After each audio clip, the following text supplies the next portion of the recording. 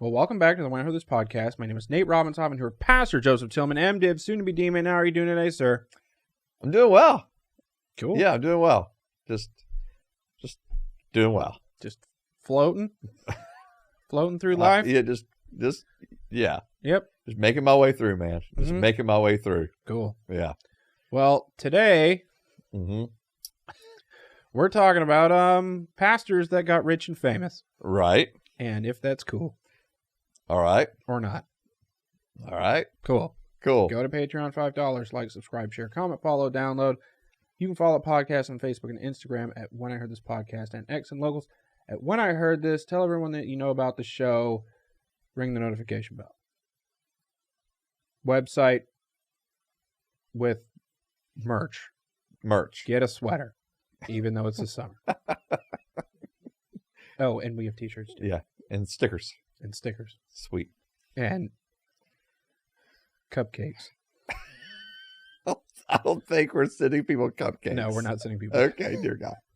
That's what I thought I heard. Anyway, pastors that got rich and famous. Rich and famous ones. Right. And then all the way to them being not good pastors no more because of it. Okay. Yep. All right, here we go. Okay, so how are pastors getting so rich and famous? And should pastors be rich and famous? Okay. So, I mean, there's always been pastors and ministers that have been well known. Okay. Like Jesus? Like Jesus. Sweet. I mean, let's just, so pretty well known, pretty famous. And even like the early church, like Peter and James and John were pretty well known figures. And not just in the Jewish circles or Christian circles, but even they began to become known within the broader culture, and the governments were aware of them and those kind of things. And, same thing for Paul. And so I think you can kind of walk through kind of from that point on, like individuals that were well known throughout church history, but like, especially like with Jesus and those guys, like they might've been well known, but they weren't rich.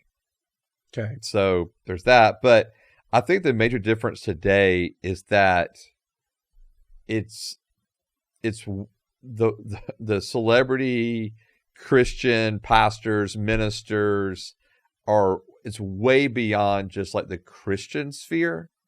And it's become to this point to where like they're major figures in broader media and in broader culture. Okay. So I think that's kind of part of it, like why you have these really well-known pastors. And some of it's because they're on, huge platforms because their churches are mega churches and that kind of thing, right. Or they're on social media and they have millions of followers. And so I think that's kind of playing into all of it. Cause like, even in the 20th century, you had someone like Billy Graham, for example. Pretty much everybody knew who Billy Graham was. And it was largely due to like media, like TV, radio. And he kind of became like America's pastor is what he became known as. And so you had like individual like Billy Graham, but then like the latter part of the 20th century, you're getting into like where the mega churches begin to really become a thing. And so you have these huge churches. So like think of like Joel Osteen, for example. Right. And so you got these huge churches, and these individuals are definitely kind of going beyond just Christians knowing about them. And they're in broader kind of culture and society as a name. And I hate Joel Osteen. Well, I think he's a phony and a crook, to be honest with you. I mean, he looks like it. Yeah. I mean, yeah. Yeah. Did I ever tell you that I was in Guatemala one time and they had a book of Joel Osteen's there at the airport, and they had his complexion darker? Oh, really? To make him look more Hispanic. Oh my God. Because like you've seen Joel Osteen, dude's white. Yeah, he's white. And like, but this cover they had it so where his skin was actually darker, so he looked Hispanic because it's being sold in Guatemala. Was the book in Spanish? Yeah, it was in Spanish. And so that's kind of like the thing, right? Like, here's his book in the Guatemalan airport, not like in a Christian section, but just with all these other books. And so, anyways, but so individual darker. That's right. But so I think there's individuals like that, and I mean, he would do this is back in the day, but like the Larry King Live and all that kind of stuff. He was on all those kind of programs, and so I think, in other words, I guess what I'm getting to is I think media has pushed it, but for example, Jesus and his disciples might have been known to a degree. They weren't known worldwide. And I mean, even in the larger part of the Roman Empire, they weren't even known. And they definitely weren't rich. Okay. Even if they were known within their kind of more localized geographical areas. And whereas, nowadays, I mean, these guys are known literally worldwide because of social media. So how do we go from pastors not being rich to being rich then? Yeah, I think some of it's the mega church thing. Okay. So if you're pastoring a church of thousands of people, by default, they're able to afford a higher income. Okay. Or the churches are able to afford a higher salary, for the pastor. Okay. And then I think that kind of became part of it, was we'll give you a big salary if you come here to our church. And so I think that's part of it. But then also you have things like the book deals. Right. Because now these guys are and they're not writing the books. They have ghostwriters and that kind of thing. For most of them, I'm not saying all of them. But ghostwriters. Zing for me. Yeah. I win. So you have the book deals, and then with social media just in general, I mean, they're making money off of that as well. So whether it's off their YouTube channels or their Instagram accounts or whatever. So so I think that's a huge part of where the money's coming from. Okay, so these pastors get rich. And then it kind of seems like it's the next step once you're a big celebrity pastor is that you start having sex with everyone. Okay. Like Joel Osteen is, this might be slander, but right. Maybe I shouldn't slander. Yeah. He's gay. But okay. But that's not slander though. Never mind.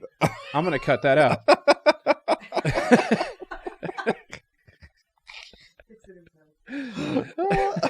Okay. I'm not going to cut it out. Anyway. I don't know Joel Osteen's sexual lifestyle or preferences. You've seen him on TV, right? Yeah. You think that's enough? That's enough. That's enough. Yeah. Okay. Well, I won't go there. This is how rumors get started. It is. And I'm okay with it. You're starting the rumor right here, right now. No, I'm not the first one to say okay, this. Well. Yeah. But you're willing to continue it. I think since he's famous, you're allowed to do it. I'm not sure the law. Aren't you allowed to slander famous people since they're famous? No. I think that's how it works. I don't think that's how it works at all. No, that's definitely how it works. Because they're public figures, you're allowed to, speculate. Speculate? I'm speculating. I'm just asking questions. No, you're not. No, you're not asking questions. You're making statements. This is so long, I have to leave it in at this point. Anyway. All right, so why do these famous pastors keep having sex with everybody once they get rich and famous? Okay. Well, all right. I don't because there's a million documentaries about these people. Man, you're just and on there they speculate and ask questions.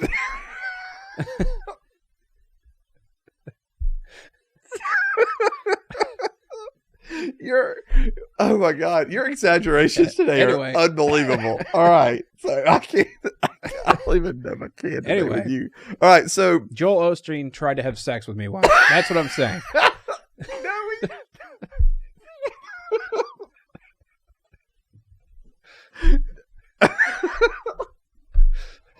Oh God. Okay. No, he didn't. I'm just asking questions. You keep saying that you just keep asking. You're just asking questions. And you're making insanely inflammatory statements. He's the one who's flammatory.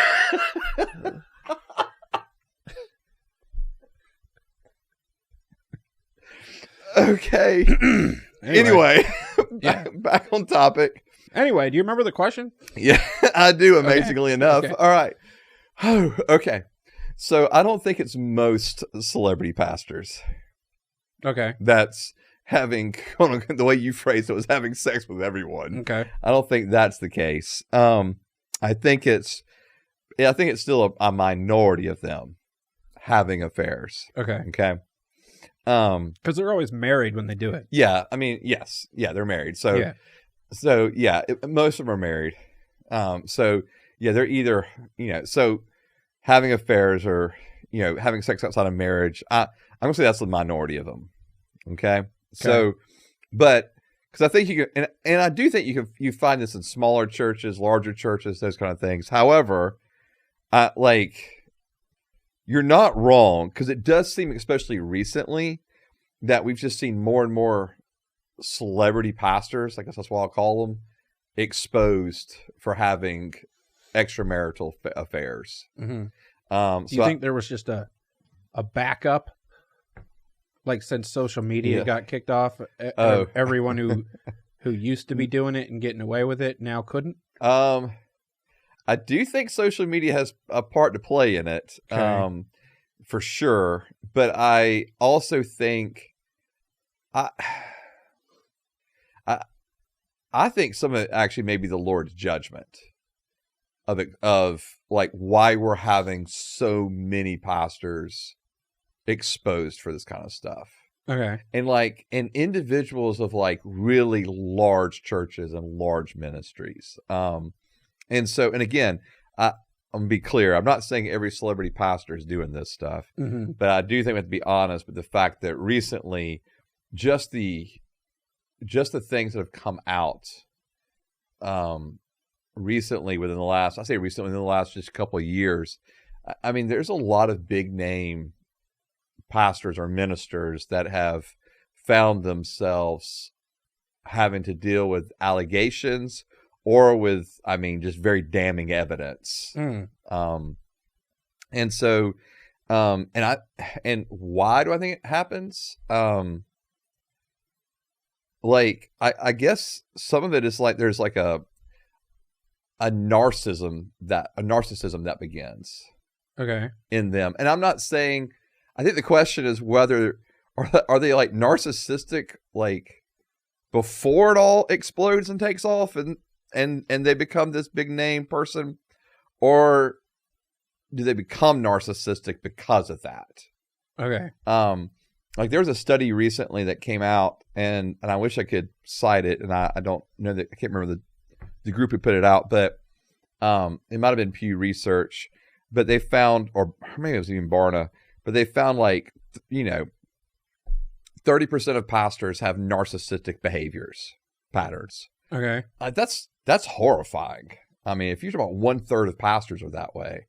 And so I just think that, especially in those larger churches, I think that's a huge part of it, where there's this narcissism that begins to creep in. You gotta be narcissistic a little bit to represent God. I don't think so. Although I do think you can become narcissistic when you think you really are this great voice for God. Yeah. Yeah. I think that can happen. It's happening to me right now. Right now, you're becoming narcissistic as we speak. Oh God. And then I think there's some other things. I think there's some other things that are happening there as well, that's allowing pastors to start moving into this place of where they are having, where they're living lives of immorality. They just simply don't match up with the Christian life that they are supposed to be living. Right. And so, why is it never drugs It's always cheating on their wives. That is most often, but recently there's also been cases of alcoholism or pills. Okay. That have been involved.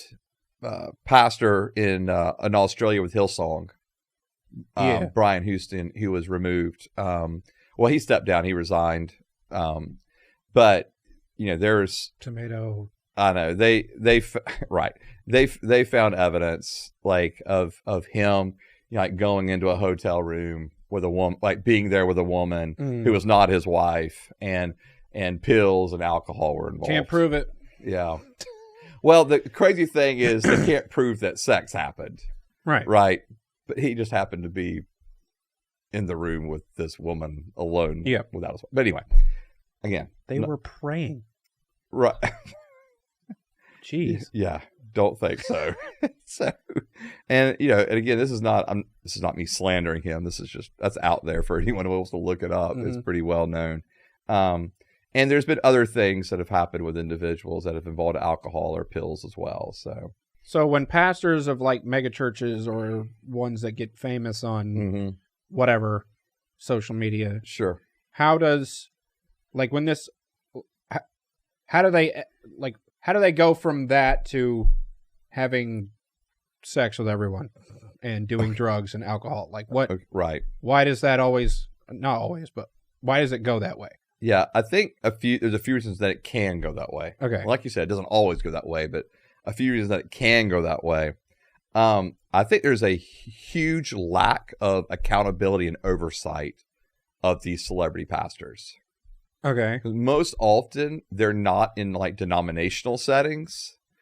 They're they have their own independent church, right. Or they founded the church. Maybe it's a network of churches now, but they're kind of the head over that network of churches.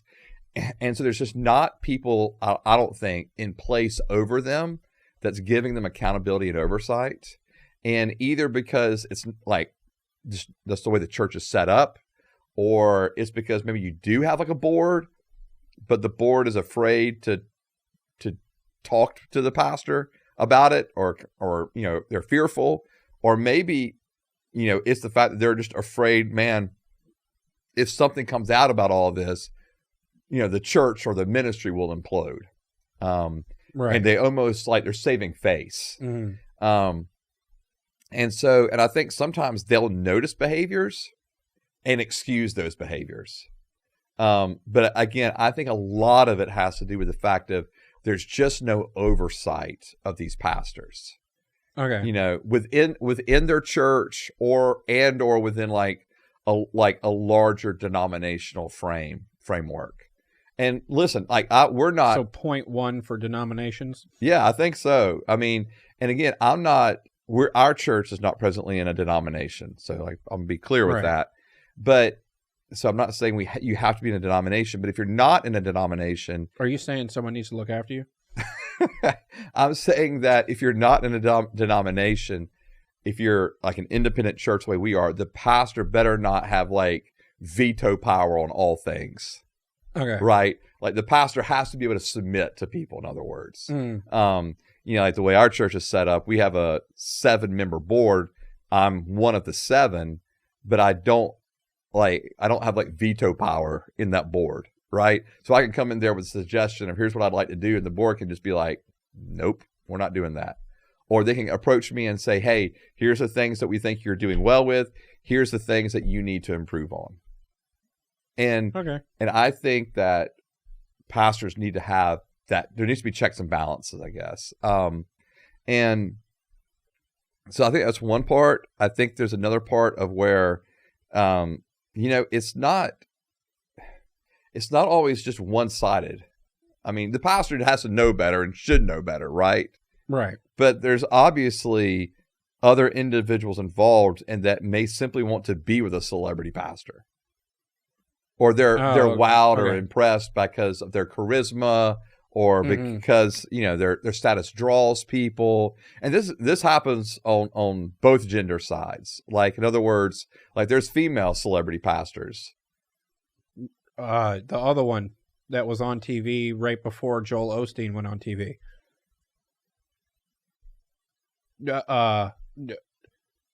Joyce Meyer. Oh, Joyce Meyer. Yeah. For me, I'm thinking more of like Paula White. I don't know if you've heard of her. She kind of became a national figure at one point. Again, I'm not at all saying I know that Joyce Meyer has done anything wrong in her entire life. Right. But Joel Osteen definitely has. You don't like that guy, do you? No. Well, to be honest with you, I don't either. So. He's creepy. No, I don't deny that. Yeah. I don't deny that. Yeah, I don't deny that at all. I don't know what he's done or not done. I don't deny that. But so I think that, there's like, if you have a high status or, like if you're in that state, you usually have like a lot of charisma about you. And it draws people to you, but not everyone that it draws to you is good for you or healthy. And so there are people that just simply desire to be with someone that has that kind of status or that kind of charisma, and they don't care if that means entering into an affair with them. Right. Okay. Yeah. And so, or they may just not have any kind of moral compass, and so I think that's part of it too. That it does draw, in other words, you're going to draw people to you that again are not going to be good for you. And do you think anyone tried to ever sleep with Jesus? That's a good question, Nate. But, if Jesus says he's been tempted in every way we've been tempted. Okay. Kind of would, it wouldn't, in other words, it wouldn't surprise me. Okay. And that may sound like crazy, because I'm not saying Jesus entered into any sin, right? Right. I'm just saying, but is it possible that someone could have approached Jesus desiring that? Sure, that's possible. He's probably a pretty compelling speaker and was doing signs and wonders, and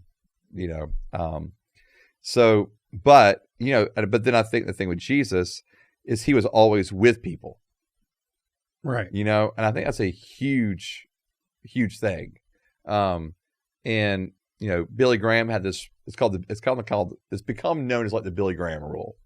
Billy Graham had this rule that he would not be anywhere or not with any one of the opposite gender without somebody else with him. So he would never be with a female that was not his wife.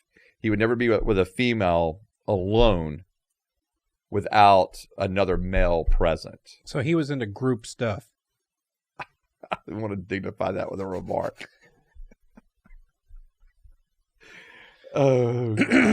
Anyways, all right. And then let me say one more thing. Mm-hmm. There are. I think sometimes situations also happen, and this is not just in the celebrity pastor world. This is just in.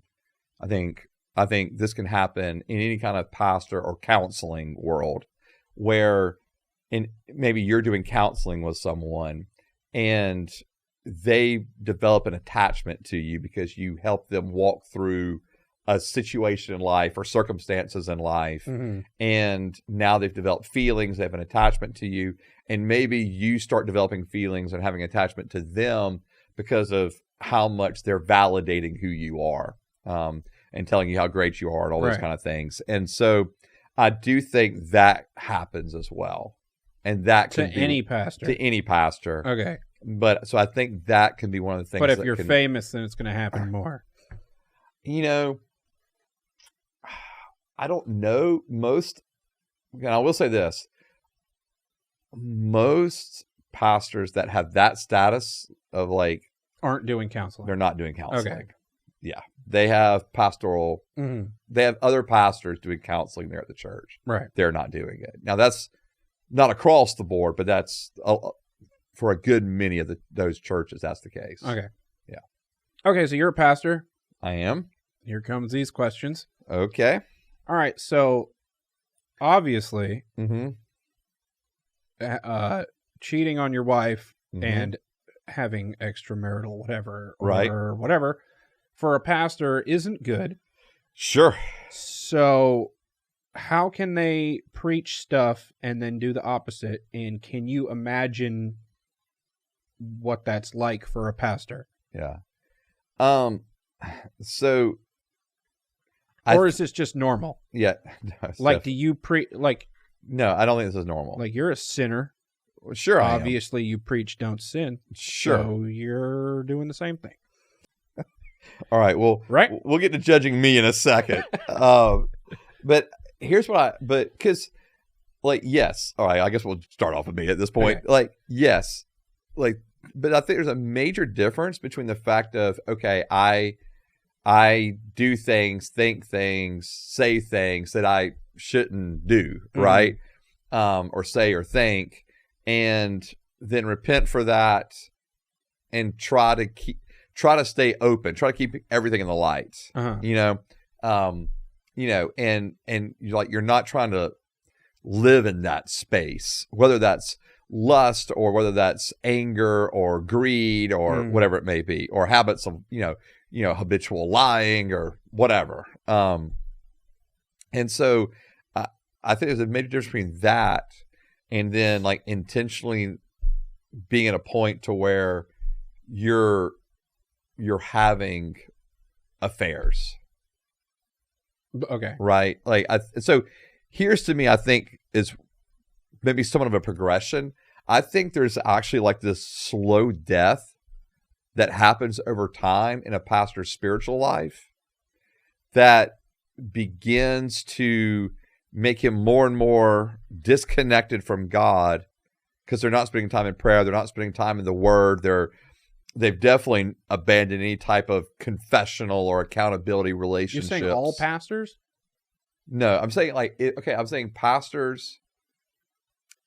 If they're what I'm saying is if they're preaching the Word, and they're intentionally living in lives of sin in the way we're talking about. So you're talking about intentionally and not right. Oops. Yeah, and because there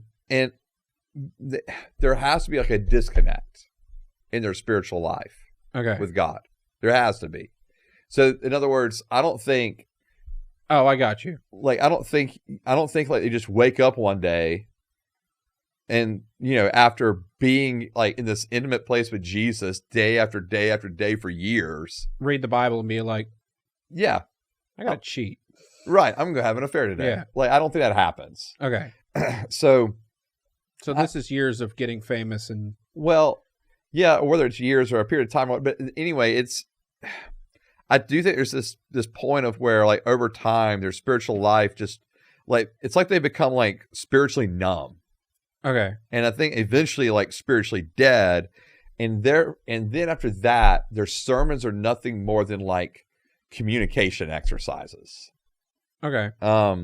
And so they're using, and especially like if we're talking about like the celebrity pastors who are pretty well known for having good sermons, being really creative, and by good sermons, I think that's kind of what it's kind of become known as. Like a good sermon is like a creative sermon. Like they're really able to turn a phrase or be a wordsmith or create a really creative story that embodies that scripture. And so they're able to do that. They're creative, this unbelievably like well communicated creative message. And then they get the kind of the validation of people. Right. And I think that's what's feeding it at that point.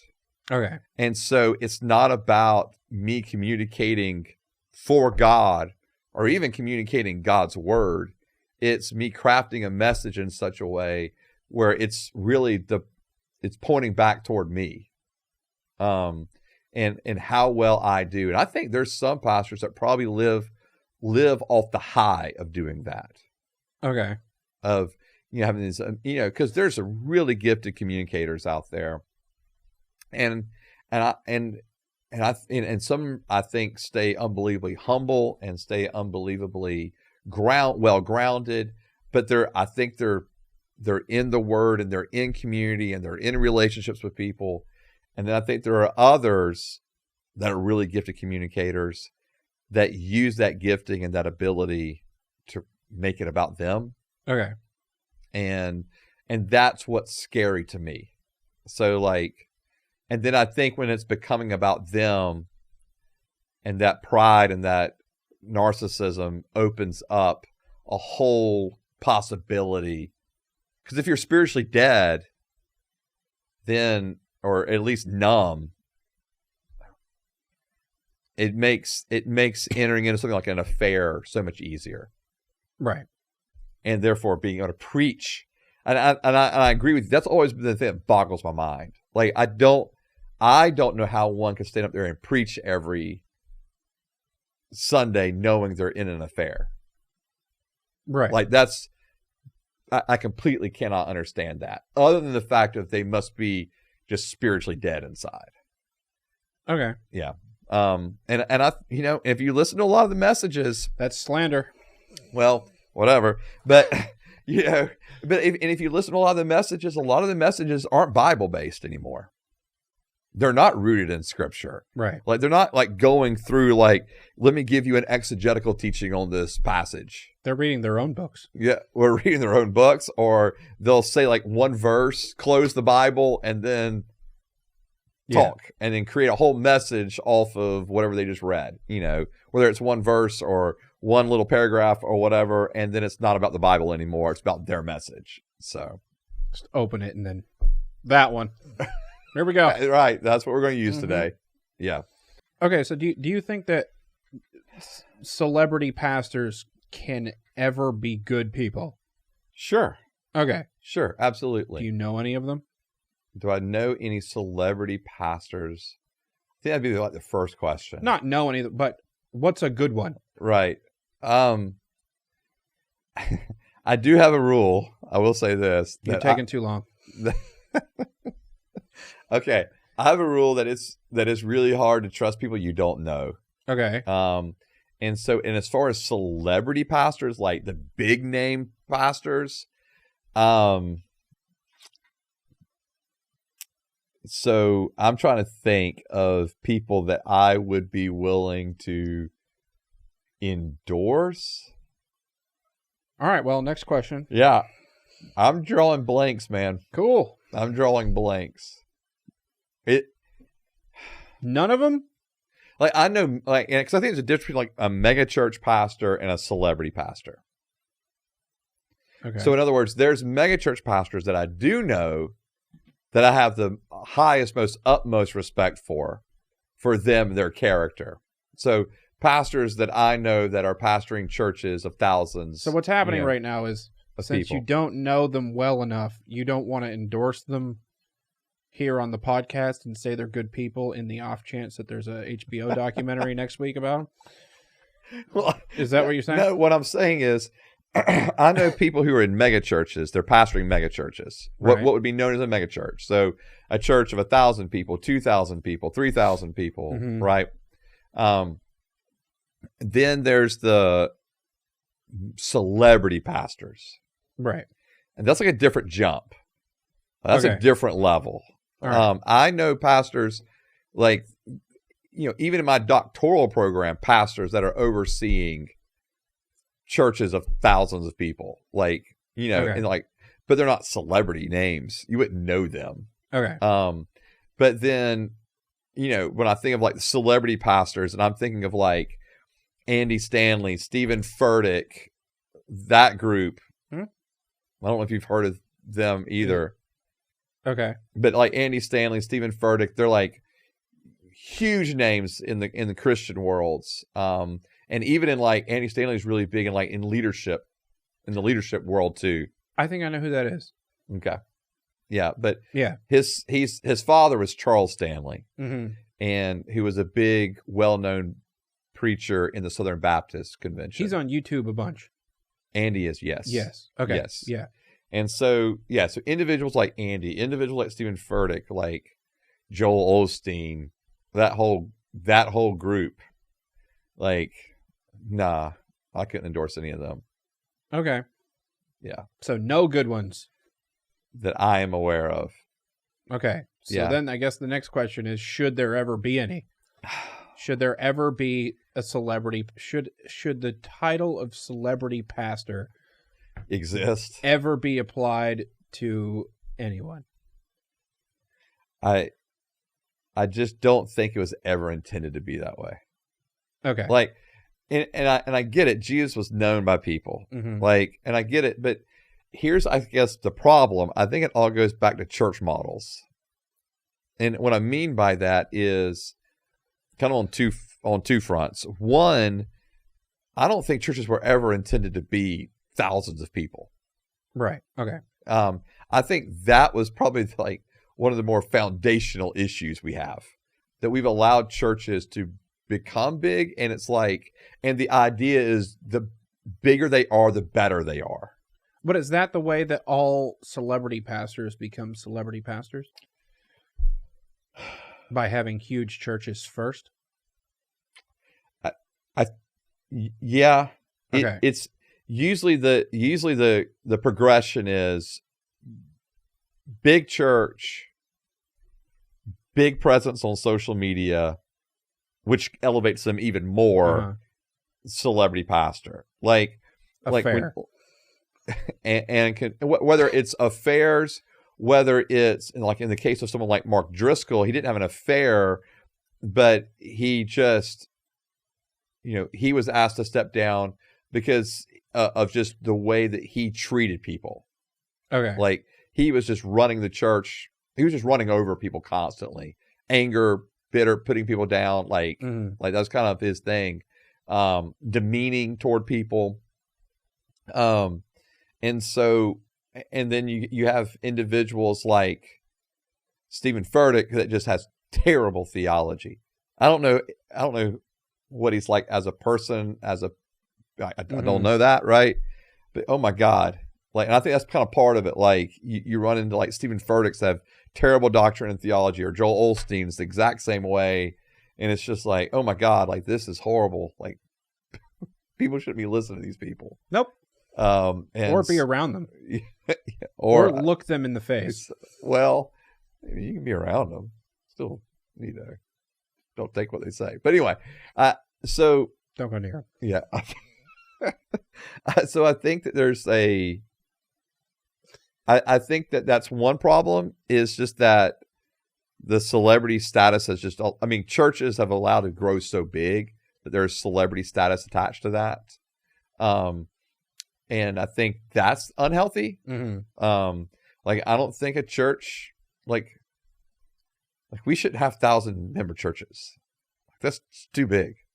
And if you're sitting here like asking me like, well, what's the exact number? I don't know, but I know there must be that big. Like, that's just huge. Like, that's a massive organization at that point. Right. And I think that's problematic on one end. And then the other part of it is we've really bought into like this solo hero leader. Like they're leading the church. And again, there's no accountability. There's no board. There's no elders. There's nobody holding their feet to the fire with accountability and with oversight. And they're kind of just allowed to do what they want to do.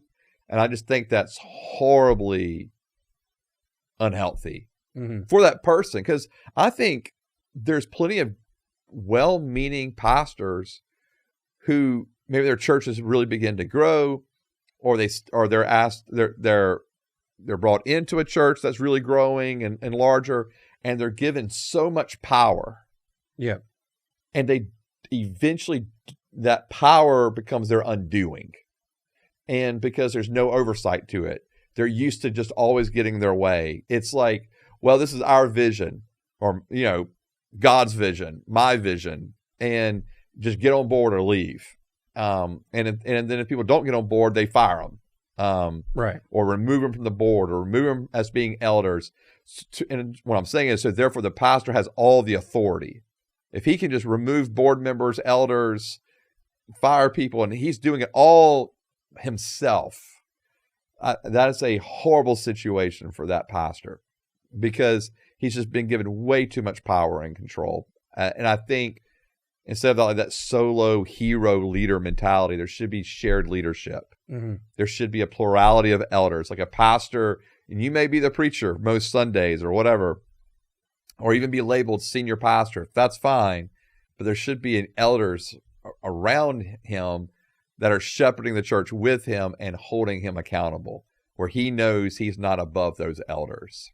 So anyway, I think if those two things were in place, it probably would prevent the celebrity thing from happening.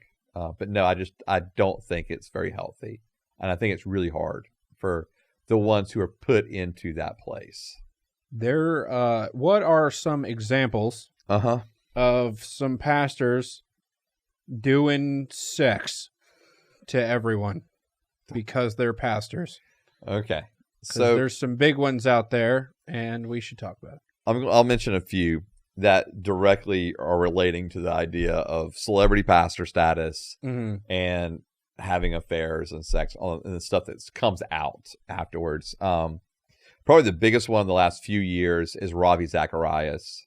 And unfortunately, all this stuff came out after he passed away. And so Ravi was the head of Ravi Zacharias International Ministries, which is an apologetic ministry group. So he taught apologetics. Okay.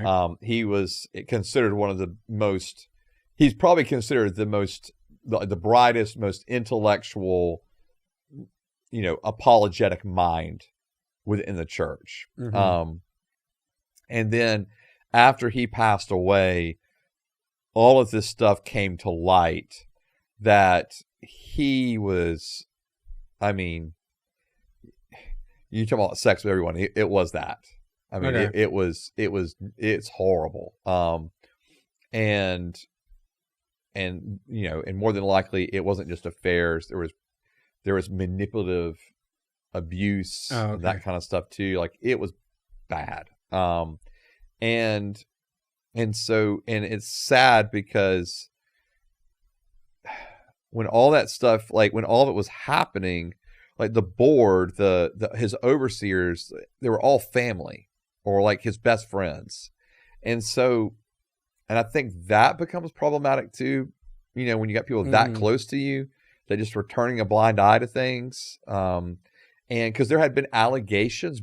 They got a lot of money when he died. Well, they lost it all with having to do all the lawsuits. So why were they in lawsuits? Because they were part of the ministry. So the ministry had to pay up yeah. Okay. Yeah. So was it and then it's collapsed. Like it's yeah. So he wasn't just doing affairs, it was it was okay. Bad stuff. Okay. And so like for him, like again, there was just no oversight with him. And when allegations were brought up like years ago, instead of looking into those allegations, the board, because they were all his family and friends, just dismissed it. Right. And then we're like, well, you're just lying. And just went on their way. And so that's just unbelievably unfortunate. And so the example of Ravi, you have the example of Mike Bickle, who was the director of the International House of Prayer, which is a global ministry. They have houses of prayer all over the world. And Bickle, just within the last, 6 to 9 months, I guess, all this stuff came out with Bickle. And so it has pretty much destroyed, obviously, that ministry as well. And the thing that just makes me personally as angry as anything is not only what Bickle did, but the cover-up that happened by the people that were there. Right. That knew about it and covered it up. And that kind of becomes like the recurring theme. It's like even when these pastors are exposed at some point, the people around them cover it up. Because money. Yeah, because of money, or because the person says, well, but I won't do it again. Well, if they abuse somebody, like, you don't care what they say. You report it and you fire them on the spot. Did he do abuses? There's allegations. Okay. And where, yes, it looks like there was when he was younger too, but where it was with underage individuals, and so mid-teens kind of thing, and so.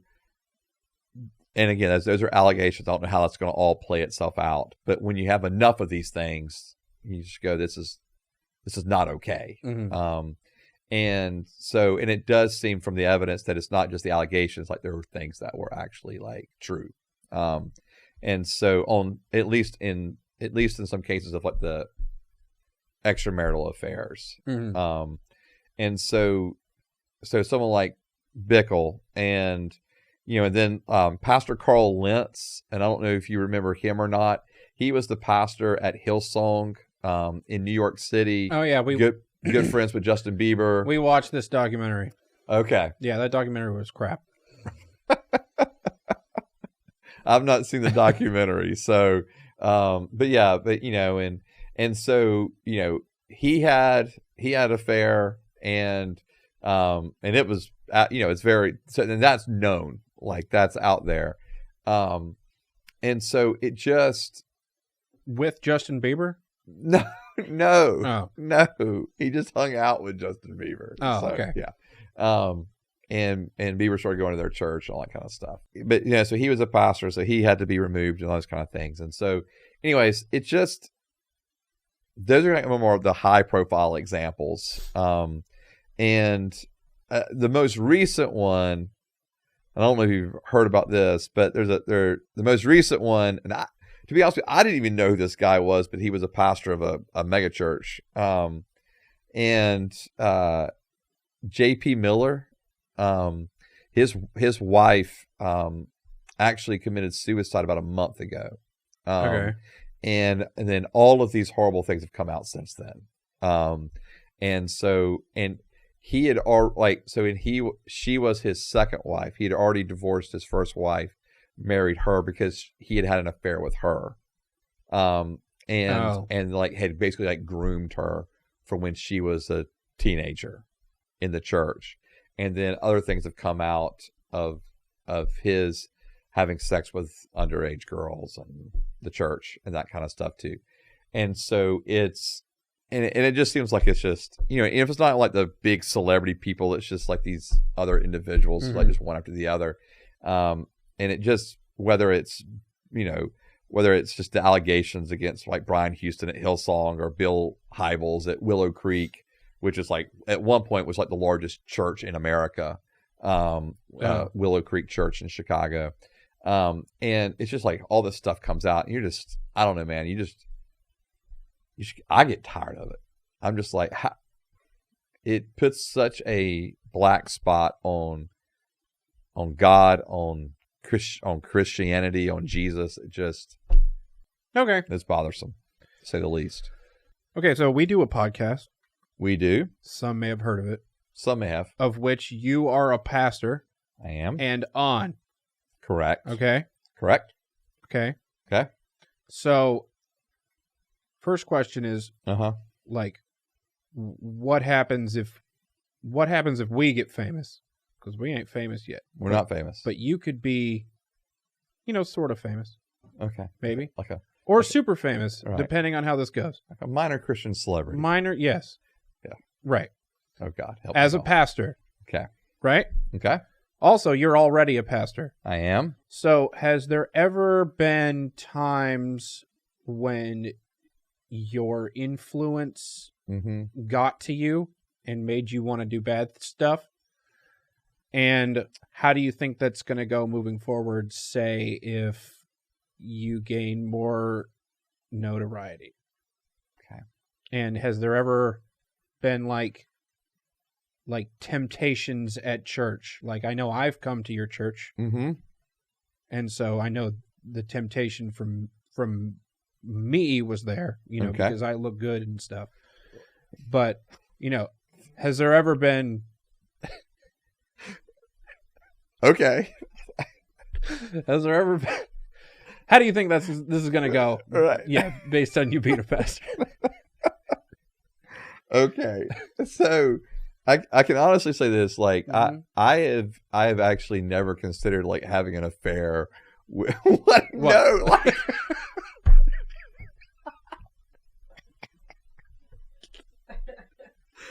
oh God, if y'all can't see Nate right now, he's presently I don't know what he's doing. He's stretching, flexing, slightly. Anyway, answer the question. Sorry, all right. So anyway, so I can honestly say, like, I have never considered having an affair with someone I've been a pastor of. Okay. Like, so everyone else is fair game. No, I didn't. No. You just kill me. This is how stuff gets. This is how lives get ruined.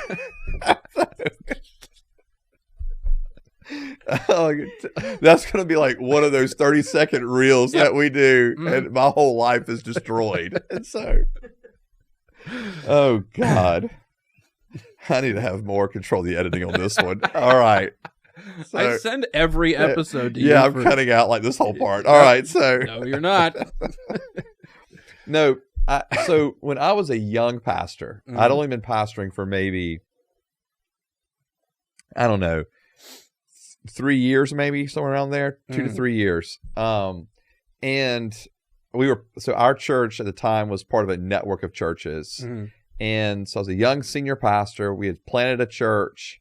And so a few years later, I'm at this retreat where all the pastors and leaders of the churches gathered every year. And so we're at this like annual retreat for this network of churches. And one of the older pastors was speaking one morning, and he was preaching, and he was just preaching on just the realities of what it was like to be a pastor or a Christian leader, the influence we have, those kind of things. Calling us to live holy lives as people were looking at us, that kind of stuff. And as he was preaching, at some point, he just looks right at me and he just goes, "Joseph, one mistake can ruin everything." And does that make you nervous? Yeah. Because I feel like sitting on this side of the table, I could have a few mistakes because I'm not a pastor. Okay. You know what I'm saying? Okay. But like one mistake for you, that's horrible. Yeah. And it just... Does that make you, I mean, like for real, does that make you nervous? It rightfully scares the bejeebies out of me. Okay. Yeah. And like when he was saying that, it was interesting. Like, so he's saying that, and like, I'm like, I don't even know how to express how I felt. Because he was looking right at me. "Joseph, one mistake. One mistake will one mistake can ruin you. Can ruin your ministry, can ruin your family. One mistake." And it was just like, I don't know if I was scared. I don't know. Like, I really can't describe the feeling of it. But then one of the pastors after the meeting, who was like more of a mentor to me, came to me and was like, "Joseph, is there anything I should know?" Because he looked right at you. I was like, "No, I can promise you there's nothing that, is going on." But it has stuck with me ever since then of, hey, one mistake can not only ruin ministry that I'm involved in, ruin my family, but it can mar the name of Christ, and it can destroy the lives of other people that looked up to me as a pastor. And I have seen that in my own friends, or even in my own family, when they were at churches and their pastor falls into sexual sin, or falls into drug abuse. And that's happened with a family friend or a family member of ours, and some other things have been horrible too. But anyway, like where it really does.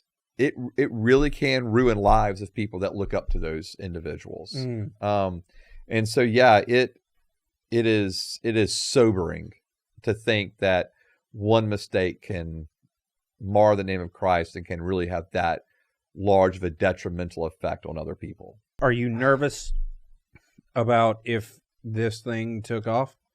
Because it could. Yeah. So, I mean, the same way I was talking about earlier about social media, right? Mhm. And its power and its influence and what it does. And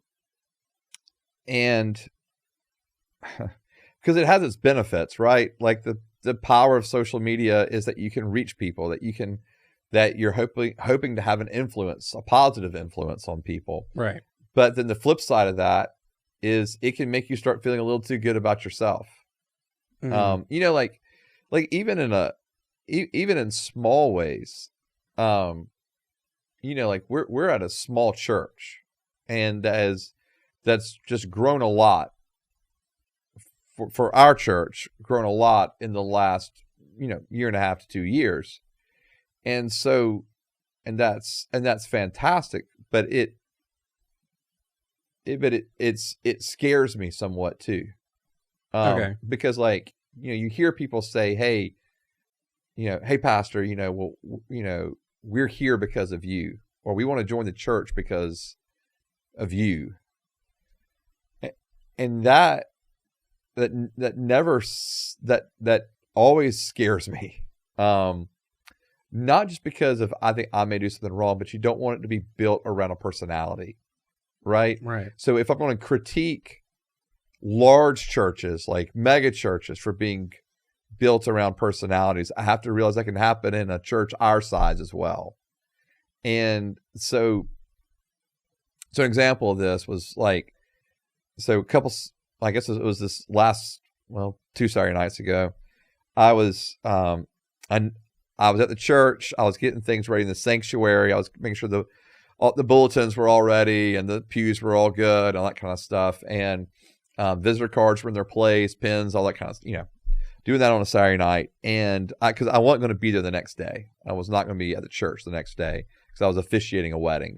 Okay. And so, as I was about to leave the sanctuary, I was just burdened just to pray for that service the next morning. And so I did. But in my prayer, part of it was God show up in power, God show up in authority, when do a move when I'm not here. If there's anyone that thinks that this church is growing because of me, let it end. Because you do the best moves, and you were just hoping that a good one happened. No, I mean, but you know what I mean? I'm Lord, let people have an encounter with you.